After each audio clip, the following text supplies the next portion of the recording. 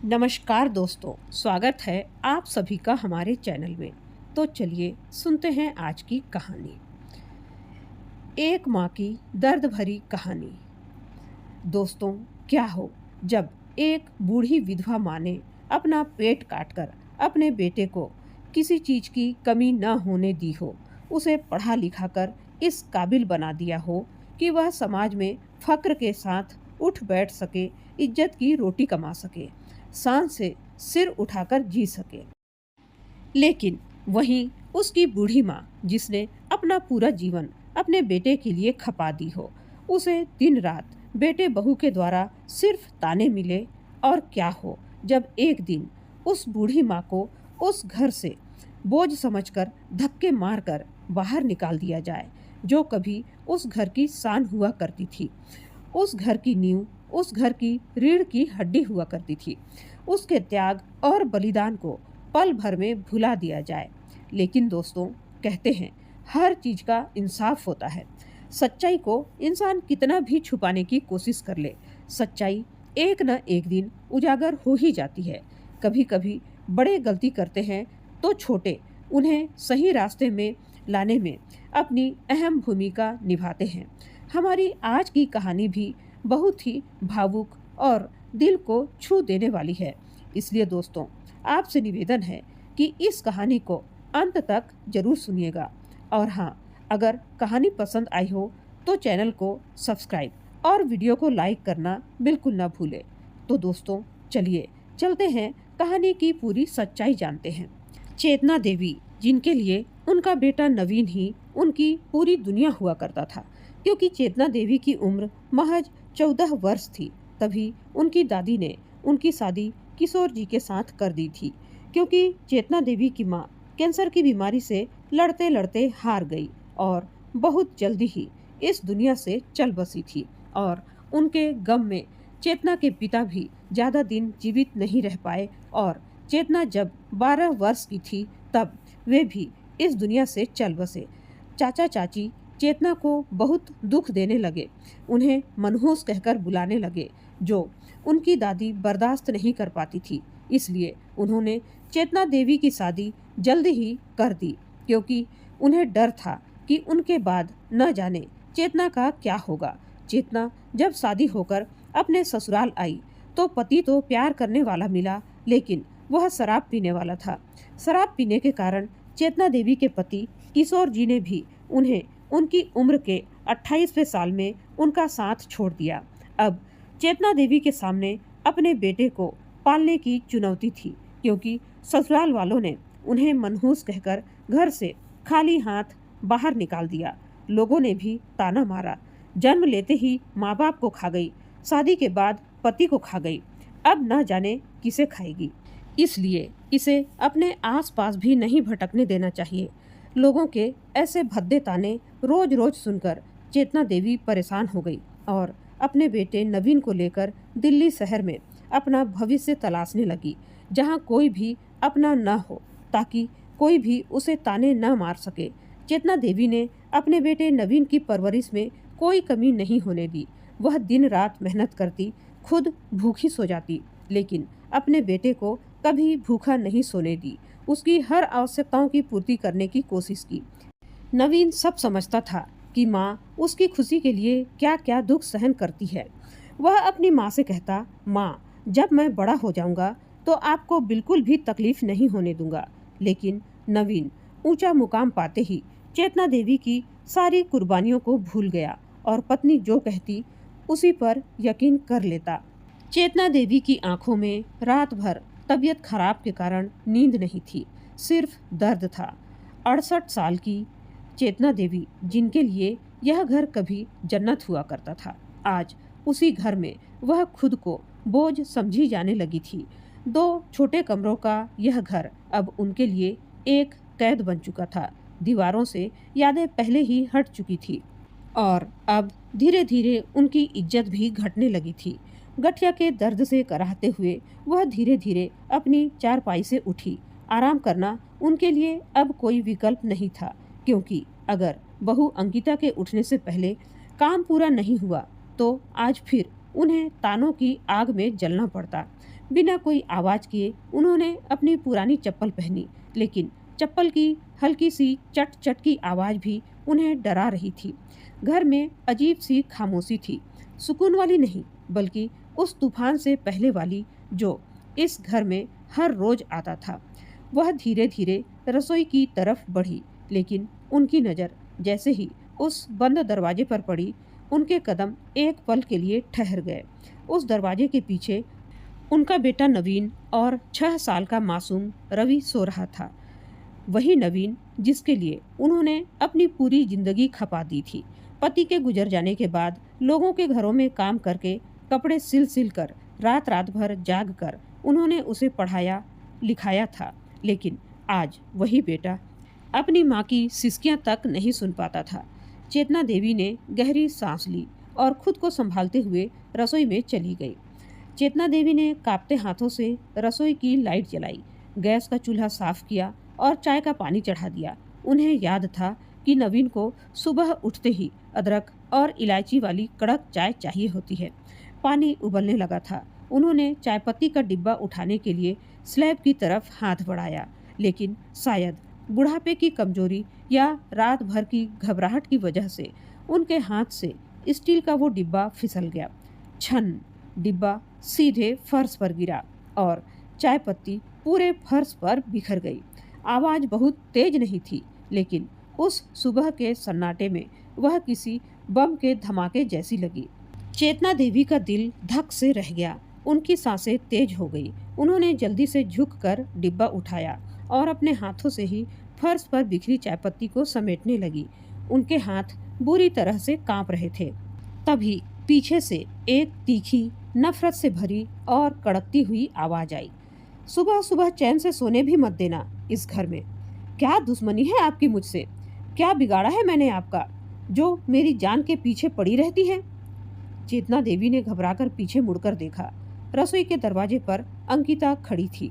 उसने एक महंगा नाइट सूट पहना हुआ था, बाल बिखरे हुए थे और उसके चेहरे पर नींद से कहीं ज्यादा गुस्सा था। और उसके ठीक पीछे 6 साल का मासूम रवि अपनी नींद भरी आंखें मलता हुआ खड़ा था। वह डर कर अपनी माँ का पल्लू पकड़े हुए था। उसकी बड़ी बड़ी मासूम आंखों में खौफ था। उसे समझ में नहीं आ रहा था कि उसकी मम्मी सुबह सुबह उसकी प्यारी दादी पर क्यों चिल्ला रही है। बहू, वो बस हाथ से फिसल गया। मेरी नियत तुम्हें जगाने की नहीं थी बेटा, चेतना देवी ने जमीन पर बैठे बैठे ही सहमी हुई आवाज में कहा। उनकी नजरें अपने पोते रवि पर थी। अपने ही पोते के सामने इस तरह जलील होना उन्हें अंदर तक तोड़ रहा था। नियत तो आपकी कभी कुछ गलत करने की होती ही नहीं है, बस सारे उल्टे काम अपने आप ही हो जाते हैं। अंकिता भुनभुनाते हुए आगे बढ़ी। उसने गुस्से से गैस बंद कर दी। हटिए यहाँ से। आपके हाथ की मनहूस चाय पीकर वैसे भी मेरा पूरा दिन खराब हो ही जाता है। अंकिता ने झटके से रवि का हाथ पकड़ा। तू यहाँ खड़ा खड़ा क्या देख रहा है? तुझे भी इनके साथ बर्तन फोड़ने हैं क्या? चल अंदर। रवि रोने जैसी शक्ल बनाकर अपनी दादी को मुड़ मुड़ कर देखता हुआ अपनी माँ के साथ खींचता चला गया। चेतना देवी चुपचाप सिर झुकाए रसोई से बाहर आ गई। उनके गले में एक भारीपन सा आ गया था। आंसू आंखों के किनारों पर आकर रुक गए थे। सुबह के 8 बज चुके थे। घर का माहौल अभी भी तनावपूर्ण था। नवीन ऑफिस जाने के लिए तैयार हो रहा था। नवीन एक बड़ी प्राइवेट कंपनी में अच्छे पद पर काम करता था और घर का पूरा खर्च उसी के कंधों पर था। इसी बात का गुरूर अंकिता को हमेशा रहता था। चेतना देवी ने नवीन और रवि के लिए नाश्ते की प्लेट डाइनिंग टेबल पर रख दी थी। उन्होंने अपने दर्द को छुपाते हुए रवि के लिए आलू के पराठे बनाए थे। रवि चुपचाप सिर झुकाए कुर्सी पर बैठा अपना पराठा खा रहा था। वह बीच बीच में अपनी दादी की तरफ देखता, जो एक कोने में खड़ी होकर बस यह सुनिश्चित कर रही थी कि किसी को किसी चीज की कमी तो नहीं हो रही है। नवीन टाई की गांठ ठीक करते हुए बाहर आया और कुर्सी पर बैठ गया। उसका चेहरा तनाव में था।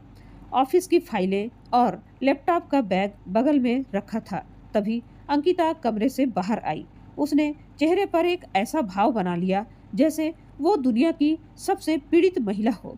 उसने जानबूझकर एक गहरी सांस ली और नवीन की कुर्सी के ठीक पीछे जाकर खड़ी हो गई। नवीन, मैं अब और बर्दाश्त नहीं कर सकती, अंकिता ने अपनी आवाज में नकली रुलाई भरते हुए कहा। क्या क्या क्या हुआ सुबह सुबह? अब किसने क्या कर दिया? नवीन ने बिना ऊपर देखे झल्लाहट भरे स्वर में पूछा। किसने क्या किया? इस घर में मेरे और तुम्हारे अलावा तीसरी सिर्फ तुम्हारी माँ ही तो होती है। सुबह 6 बजे से किचन में बर्तन पटक पटक कर मेरी नींद खराब कर दी। जानती हैं कि रवि रात को ठीक से सोया नहीं था, फिर भी इन्हें हमारी कोई फिक्र ही नहीं है। और जब मैंने प्यार से कहा कि माँ जी आराम से काम कर लीजिए तो मुझे गालियाँ देने लगी। चेतना देवी वहीं कोने में खड़ी थी।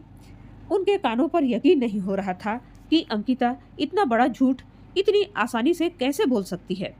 उन्होंने रुआसी आवाज में कहा, नवीन बेटा, ये बहुत झूठ बोल रही है।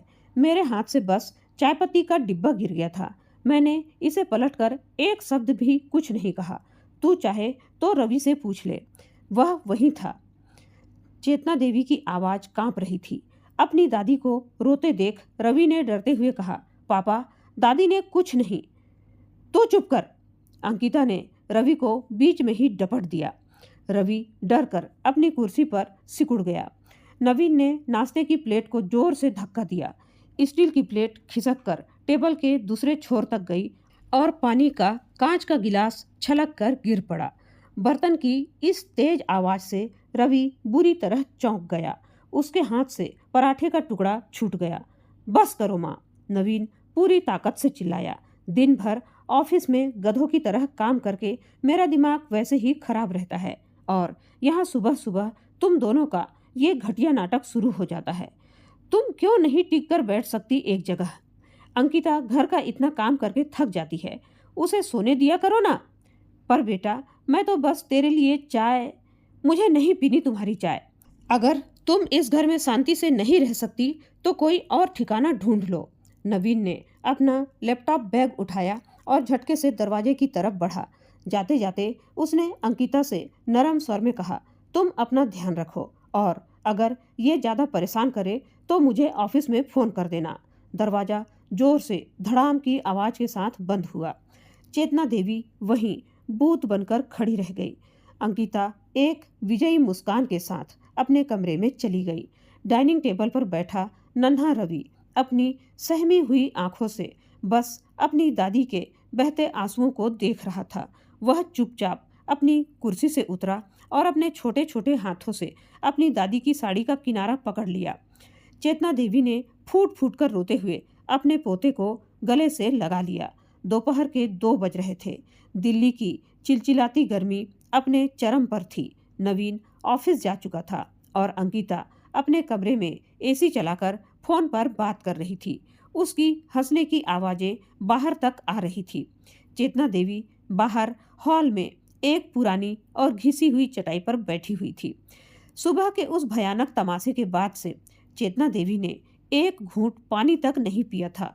उनके पेट में भूख के मारे ऐंठन हो रही थी। शुगर की बीमारी के कारण उनका सिर भी चकराने लगा था। उन्होंने हिम्मत करके रसोई की तरफ कदम बढ़ाया। उन्होंने फ्रिज खोला। अंदर बर्तन में कल रात की 2 सूखी रोटियां और थोड़ी सी पीली दाल रखी थी। चेतना देवी ने सोचा कि यही खाकर वह अपनी दवा ले लेंगी। जैसे ही उन्होंने रोटी की प्लेट निकालने के लिए हाथ बढ़ाया, पीछे से अंकिता वहां आ गई। ये क्या कर रही हो यहाँ? अंकिता ने अपनी कर्कश आवाज में पूछा। भूख लगी है बहू, कल रात से कुछ नहीं खाया, दवा भी खानी है। अंकिता ने आगे बढ़कर झटके से फ्रिज का दरवाजा बंद कर दिया। मुफ्त की रोटियां तोड़ने की आदत पड़ गई है ना तुम्हारी। सुबह का सारा तमाशा तुम्हारे कारण ही हुआ। नवीन भूखा ऑफिस चला गया है और तुम्हें यहाँ भूख लग रही है। कोई खाना नहीं मिलेगा तुम्हें आज। तभी 6 साल का रवि जो अपने कमरे में था बाहर आ गया। उसने देखा कि उसकी दादी जमीन पर बैठकर रो रही है। रवि से अपनी दादी का दर्द देखा नहीं गया। वह दौड़कर अपने खिलौनों वाला डिब्बे के पास गया। उसमें से उसने अपना आधा खाया हुआ बिस्किट का पैकेट निकाला और भागकर अपनी दादी के पास आया। दादी ये लो, बिस्किट खा लो, मम्मा गंदी है, आप मत रो। रवि ने अपनी तुतली आवाज में अपनी दादी के आंसू पोंछते हुए कहा। चेतना देवी का दिल भर आया, लेकिन इससे पहले कि वह बिस्किट ले पाती, अंकिता का गुस्सा 7वें आसमान पर पहुंच गया। उसने रवि के हाथ से बिस्किट छीनकर फेंक दिया और उसकी बाह को बहुत जोर से पकड़ा। तुझे बड़ा दर्द हो रहा है इस बुढ़िया का? तुझे भी इनके साथ भूखा मरना है क्या? चल अंदर। छोड़ दो बहू, उसे मत मारो, बच्चा है वह। चेतना देवी जमीन से उठने की कोशिश करते हुए चिल्लाई। तुम चुप रहो, मेरे बेटे से दूर रहना आज के बाद। अंकिता ने रवि को घसीटते हुए अपने कमरे की तरफ ले गई। रवि दर्द और डर से जोर जोर से रो रहा था। मम्मा छोड़ो, दादी के पास जाना है। कमरे का दरवाजा बहुत जोर से बंद हुआ। चेतना देवी वहीं ठंडे फर्श पर बैठ गई। अपने पोते की उन चीखों को सुनकर उनका दिल फटा जा रहा था। वह इस घर में अब एक बोझ बन चुकी थी, जिसकी सजा उनके मासूम पोते को भी मिल रही थी। शाम के करीब 7:30 बज रहे थे। नवीन थका हारा घर लौटा। उसके सिर में तेज दर्द हो रहा था और वह बस यह चाहता था कि घर जाकर उसे शांति मिले। लेकिन जैसे ही उसने दरवाजा खोला, उसके पैरों तले जमीन खिसक गई। घर के अंदर का नज़ारा किसी युद्ध के मैदान जैसा लग रहा था। बीच हॉल में एक बड़ा सा सूटकेस खुला हुआ रखा था और अंकिता उसमें पागलों की तरह अपने और रवि के कपड़े भर रही थी। वह जोर जोर से रो रही थी। रवि सोफे के एक कोने में दुबक कर बैठा हिचकियां ले लेकर रो रहा था और हॉल के दूसरे कोने में चेतना देवी जमीन पर सिकुड़ कर बैठी थी। ये सब क्या है अंकिता? तुम सूटकेस क्यों पैक कर रही हो? नवीन ने घबरा कर पूछा। ऑफिस का बैग उसके हाथ से छूटकर जमीन पर गिर गया। अंकिता दौड़कर नवीन के पास गई और उसके सीने से लगकर फूट फूट कर रोने का जबरदस्त नाटक शुरू कर दिया। मैं जा रही हूँ नवीन, मैं इस घर में अब एक पल भी और नहीं रह सकती।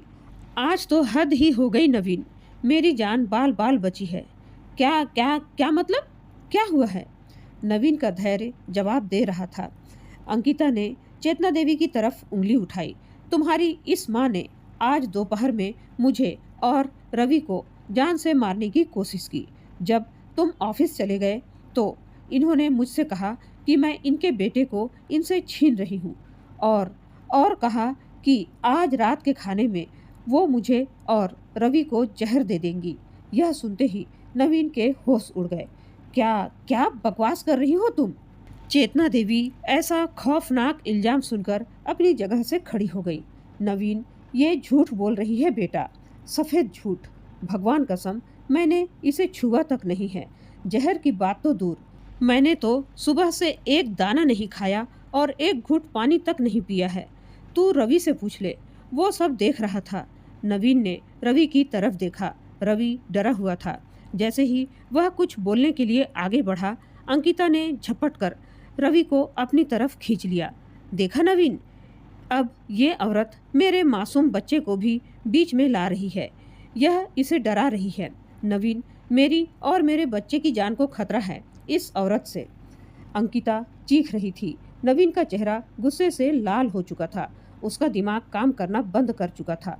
उसने अपनी माँ की तरफ ऐसी नज़रों से देखा जैसे वह कोई अजनबी हो, कोई अपराधी हो। माँ, क्या आप सच में पागल हो गई हैं? आप मेरी बीवी को, मेरे बच्चे को जहर देने की बात कर रही हैं? नवीन शेर की तरह दहाड़ा। बेटा, मेरी बात तो सुन। चुप रहिए आप, मुझे आपकी एक भी आवाज़ नहीं सुननी। तभी अंकिता ने अपना आखिरी पासा फेंका। वो सूटकेस की चैन बंद करके खड़ी हो गई। उसने रोते हुए रवि का हाथ कसकर पकड़ा और दरवाजे के पास जाकर खड़ी हो गई। नवीन, आज फैसला तुम्हें करना ही होगा। अंकिता की आवाज़ में अब एक सख्त धमकी थी। या तो इस घर में तुम्हारी ये माँ रहेगी या फिर मैं और मेरा बेटा रवि। फैसला तुम्हारा है। अगर आज ये औरत इस घर से बाहर नहीं गई तो मैं रवि को लेकर हमेशा हमेशा के लिए ये घर छोड़ दूंगी और मैं सीधा पुलिस स्टेशन जाऊंगी और FIR दर्ज कराऊंगी कि तुम्हारी माँ ने मुझे और मेरे बेटे को जान से मारने की कोशिश की है। कमरे में एक भयानक दम घोटू सन्नाटा छा गया। सिर्फ मासूम रवि के सिसकने की दर्द भरी आवाज़ गूंज रही थी, जो बार बार कह रहा था, पापा पापा। चेतना देवी की सांसें अटक गई। उन्होंने उम्मीद और बेबसी से भरी नज़रों से अपने बेटे नवीन की तरफ देखा। उन्हें पूरा यकीन था कि उनका बेटा, जिसके लिए उन्होंने अपनी पूरी जिंदगी दांव पर लगा दी थी, वह इन झूठे इल्जामों में आकर अपनी माँ को घर से बाहर नहीं निकालेगा। नवीन अपनी जगह पर पत्थर की मूर्ति की तरह खड़ा था। उसकी नज़रें रोते हुए रवि पर थी, फिर दरवाजे पर खड़ी अपनी पत्नी पर, और अंत में उसने धीरे से अपनी नज़रें मोड़कर अपनी बूढ़ी, बेबस, कांपती हुई माँ की तरफ देखा। नवीन ने एक गहरी सांस ली। उसके चेहरे के भाव पूरी तरह से कठोर हो चुके थे। उसने अपनी माँ की आंखों में देखते हुए एक ऐसी बात कही जिसने चेतना देवी की पूरी दुनिया, उनका वजूद, उनका विश्वास, सब कुछ एक पल में चकनाचूर कर दिया। नवीन की उंगली अपनी कांपती हुई माँ चेतना देवी की तरफ तनी थी। घर में एक भयानक सन्नाटा था। नवीन ने गहरी सांस ली और अपनी आंखों से सारी शर्म और लिहाज को दरकिनार करते हुए कहा, माँ, आप अभी के अभी इसी वक्त मेरे घर से निकल जाइए। चेतना देवी को लगा जैसे उनके कानों में पिघला हुआ शीशा डाल दिया गया हो। उनका अपना खून, उनका नवीन, जिसके लिए उन्होंने अपनी पूरी जवानी, अपने शौक, अपना सब कुछ कुर्बान कर दिया था, आज उन्हें घर से निकाल रहा था। नवीन, नवीन बेटा। चेतना देवी के कंठ कांप रहे थे। पर कोई बेटा नहीं, मुझे मेरी बीबी और बच्चे की जान ज़्यादा प्यारी है। नवीन ने कहा, आप जाइए यहाँ से। नवीन ने अपना मुंह फेर लिया। अंकिता के चेहरे पर एक शैतानी और विजयी मुस्कान तैर गई। चेतना देवी ने एक नज़र अंकिता को देखा, फिर अपने रोते हुए रवि को, और अंत में नवीन की पीठ को। उन्होंने कोई सफाई नहीं दी। जब अपनों ने ही गवाही सुनने से इनकार कर दिया हो, तो अदालत में खड़े होने का कोई फायदा ही नहीं था। चेतना देवी ने कोने में रखा अपना एक पुराना थैला उठाया, जिसमें उनके 2 जोड़े कपड़े थे। अपनी फटी हुई शॉल ओढ़ी और बिना एक आंसू बहाए, बिना पलटकर देखे, उस घर की चौखट पार कर गई, जिसकी नींव में उनका खून पसीना मिला था। बाहर घनघोर अंधेरा था और तेज बारिश शुरू हो चुकी थी। दरवाजा बंद हुआ। रवि अपनी माँ के हाथ से छूटकर दरवाजे की तरफ भागा। दादी, दादी, मत जाओ। लेकिन अंकिता ने उसे खींचकर थप्पड़ जड़ दिया और उसे कमरे में बंद कर दिया। अगली सुबह बारिश रुक चुकी थी। अंकिता बहुत खुश थी। आज उसे सुबह 6 बजे उठने की कोई टेंशन नहीं थी। घर पर सिर्फ उसका राज था। उसने आराम से उठकर अपने लिए कॉफ़ी बनाई और गुनगुनाते हुए रवि के कमरे की तरफ गई ताकि उसे स्कूल के लिए उठा सके। उसने कमरे का दरवाज़ा खोला। रवि बेटा, उठ जाओ, देखो मम्मा तुम्हारे लिए क्या लाई है। अंकिता के हाथ से कॉफ़ी का मग छूटकर जमीन पर चकनाचूर हो गया। बिस्तर खाली था। रवि कमरे में नहीं था। कमरे की खिड़की खुली हुई थी और पर्दे हवा में उड़ रहे थे। अंकिता की चीख निकल गई, नवीन, नवीन, उठो। रवि कमरे में नहीं है। नवीन हड़बड़ाकर उठा। दोनों पागलों की तरह पूरा घर छान मारने लगे। बाथरूम, रसोई, छत। रवि कहीं नहीं था। मुख्य दरवाजा अंदर से बंद था। इसका मतलब था कि रवि खिड़की के रास्ते बाहर गया था। नवीन के पसीने छूटने लगे। उसने कांपते हाथों से अपना फोन निकाला ताकि पुलिस को फोन कर सके। तभी अंकिता रोते हुए बोली, नवीन, मेरा फोन भी नहीं मिल रहा है। कल रात मैंने टेबल पर रखा था। नवीन ने तुरंत अपने फोन से अंकिता के नंबर पर कॉल किया। फोन की रिंगटोन रवि के बिस्तर के ठीक नीचे से आ रही थी। नवीन ने झुक कर देखा तो वहाँ रवि का स्कूल का बैग पड़ा था और उसके अंदर से फोन बज रहा था। नवीन ने बैग से फोन निकाला। फोन की स्क्रीन ऑन थी और स्क्रीन पर एक व्हाट्सएप वॉइस नोट प्ले हो रहा था, जिसे रवि ने शायद अपनी छोटी उंगलियों से गलती से ऑन कर दिया था। वो वॉइस नोट अंकिता ने कल शाम को अपनी सहेली दीप्ति को भेजा था। नवीन की नज़र स्क्रीन पर पड़ी और वॉइस नोट से अंकिता की असली आवाज़ पूरे कमरे में गूंज उठी। वॉइस नोट की आवाज़, अरे दीप्ति, आज तो मैंने ऐसा धांसू एक्टिंग की है ना कि नवीन ने अपनी उस बुढ़िया माँ को हमेशा हमेशा के लिए धक्के मारकर घर से बाहर निकाल दिया है। हा हा हा हा। अरे, मैंने झूठा ही बोल दिया कि वह मुझे और रवि को जहर दे रही थी। बेचारी बुढ़िया ने तो सुबह से एक घूंट पानी तक नहीं पिया था और मैंने उस पर जहर देने का इल्जाम लगा दिया और मेरा बेवकूफ़ पति मान भी गया। अब इस घर में सिर्फ और सिर्फ मेरा राज होगा। यह सुनते ही नवीन के हाथ से फोन छूटकर गिर पड़ा। उसका पूरा शरीर लकवा मार जाने की तरह सुन्न हो गया। उसके पैरों तले जमीन नहीं, पूरा आसमान ही फट चुका था। उसने अपनी माँ के साथ क्या कर दिया था? अपनी पत्नी के एक झूठे नाटक के लिए उसने अपनी उस माँ को रात के अंधेरे और बारिश में घर से निकाल दिया, जिसने उसके लिए भूखे पेट रातें गुजारी थी।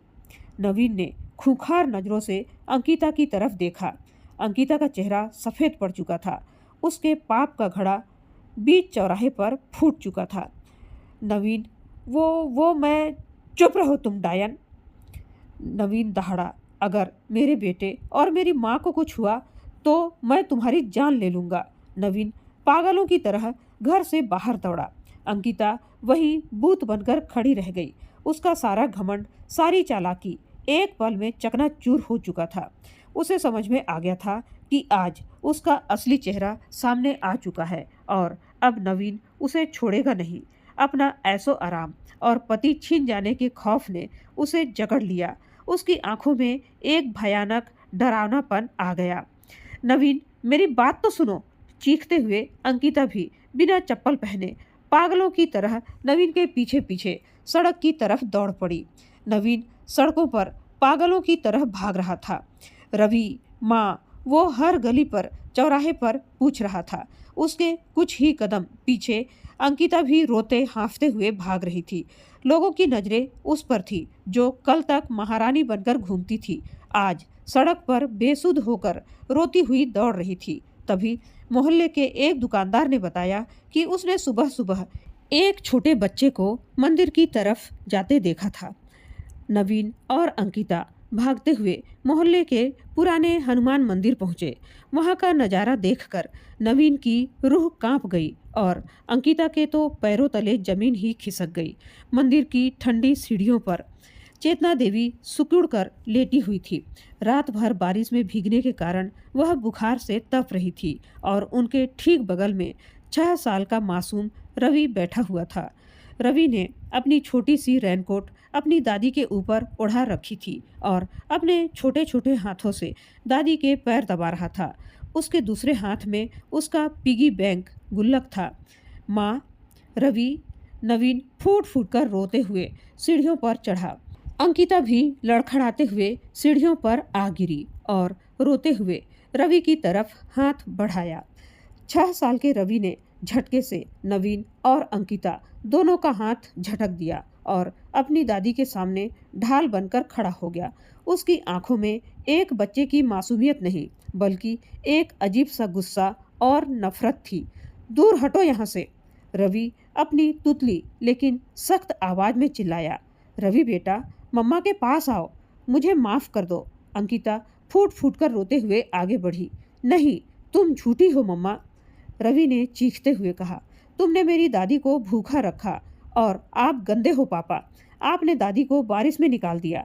मैंने अपनी गुल्लक तोड़ ली है। अब मैं अपनी दादी को बिस्किट खिलाऊंगा। रवि ने एक पल के लिए नवीन और अंकिता दोनों को देखा और फिर वह बात कही जो हर उस इंसान के मुंह पर तमाचा थी जो अपने माँ बाप को बोझ समझता है। और सुन लो पापा, मम्मा, जब आप दोनों बूढ़े हो जाओगे ना, तब मैं भी आपको बिल्कुल ऐसे ही धक्के मारकर घर से निकालूंगा। इसीलिए मैं अभी से दादी के साथ रहकर घर से बाहर रहने की प्रैक्टिस कर रहा हूँ, ताकि कल को मुझे आपकी तरह पाप न लगे। एक 6 साल के बच्चे के मुंह से निकली यह बात नवीन और अंकिता दोनों के सीने को चीरते हुए आर पार हो गई। मैं भी आपको ऐसे ही धक्के मार कर निकाल दूंगा। यह शब्द किसी हथौड़े की तरह दोनों के दिमाग पर बज रहे थे। जो बीज वो आज बो रहे थे, कल उनका ही बेटा उन्हें वही फल देने वाला था।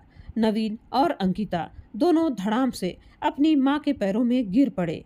वे बच्चों की तरह दहाड़े मार मार कर रोने लगे। अंकिता को अपनी चालाकी पर सबसे बड़ा पछतावा हो रहा था, क्योंकि आज उसने अपना पति और अपना बेटा दोनों का प्यार हमेशा हमेशा के लिए खो दिया था। मुझे माफ़ कर दो माँ, मैं अंधा हो गया था। मुझे अपने ही घर में पल रहा जहर नहीं दिखा। चलिए माँ, घर चलिए। नवीन अपनी माँ के पैर चूमते हुए गिड़गिड़ा रहा था। अंकिता भी हाथ जोड़कर फूट फूट कर रो रही थी। तभी मंदिर के पुजारी और कुछ आश्रम के लोग वहां आ गए। चेतना देवी को होश आ चुका था। उन्होंने अपने कांपते हाथों से नवीन के सिर पर हाथ रखा। नवीन को लगा कि माँ ने उसे माफ कर दिया है, लेकिन चेतना देवी ने नवीन को खुद से दूर कर दिया। वह सहारे से उठी और एक गहरी सांस ली। नवीन, चेतना देवी की आवाज में अब कोई बेबसी नहीं थी, बल्कि एक स्वाभिमान था। माँ की ममता अंधी जरूर होती है बेटा, लेकिन एक औरत का स्वाभिमान जब टूटता है ना, तो वह कभी वापस नहीं जुड़ता। तूने कल रात अपना फैसला सुना दिया था, आज मेरा फैसला सुन। माँ, ऐसा मत कहो। तूने मुझे जिस घर से निकाला था वो मेरे पति का नहीं, बल्कि मेरे खून पसीने की कमाई से बनाया हुआ घर था, जिसे तूने अपना कह दिया तो मैं भी मान लेती हूँ कि वो घर तेरा ही है। अब मैं तेरे घर वापस कभी नहीं आऊँगी, जिस घर में मेरी इज्जत नहीं, जहाँ मेरे पोते को मेरे लिए नफरत सिखाई जा रही हो, वहाँ ये बूढ़ी हड्डियाँ नहीं गलेंगी। चेतना देवी ने रवि के माथे को चूमा और आश्रम वालों के साथ आगे बढ़ गई। नवीन और अंकिता वहीं मंदिर की सीढ़ियों पर घुटनों के बल बैठे अपनी माँ को दूर जाते हुए देखते रहे। उन्हें अपनी गलती का एहसास हो चुका था, लेकिन अब बहुत देर हो चुकी थी। उनके पास एक ऐसा घर बचा था जहाँ न तो माँ का आशीर्वाद था और न ही सुकून, बस जिंदगी भर के लिए एक अनचाहा पछतावा था। तो दोस्तों, इस कहानी ने हमें एक बहुत ही गहरी और कड़वी सीख दी है। माँ बाप उस पुराने पेड़ की तरह होते हैं जो खुद कड़ी धूप सहकर हमें छांव देते हैं। जो बीज आज आप अपने माँ बाप के लिए बोएंगे, याद रखिएगा कल आपकी औलाद भी आपको वही फल देगी। अब एक सवाल आप सभी के लिए, क्या चेतना देवी ने नवीन और अंकिता को माफ न करके और वह घर हमेशा के लिए छोड़कर सही किया, या एक माँ होने के नाते उन्हें अपने बेटे की गलती भूलकर उसे एक आखिरी मौका देना चाहिए था? आपकी इस बारे में क्या राय है? हमें कमेंट करके ज़रूर बताइएगा और साथ ही साथ यह भी बताइए कि आपको हमारी यह कहानी कैसी लगी। उम्मीद है दोस्तों, यह कहानी आपके दिल को ज़रूर छू गई है। अगर यह कहानी आपके दिल को छू गई है तो इस चैनल को सब्सक्राइब करें, वीडियो को लाइक करें और कमेंट में अपने विचार ज़रूर बताइएगा। कहानी को अंत तक सुनने के लिए आपका बहुत बहुत धन्यवाद।